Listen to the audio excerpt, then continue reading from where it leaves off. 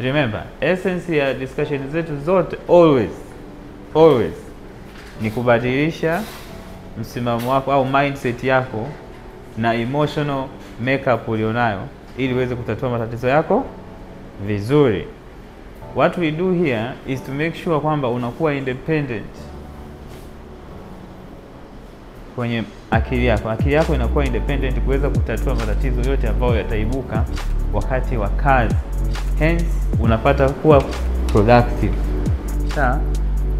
Adui wa binadamu namba moja, adui wa maendeleo ya binadamu namba moja ni nani?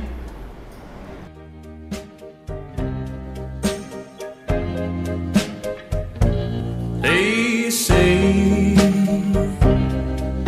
you know, ni yeye mwenyewe. Sawa, katika hizi session zote tunajaribu kutafuta adui yako amejificha wapi ndani yako wewe mwenyewe.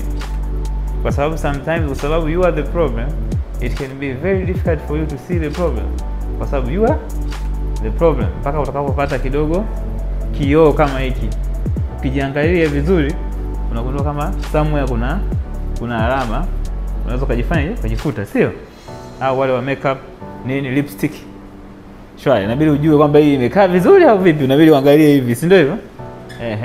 Sasa here this session will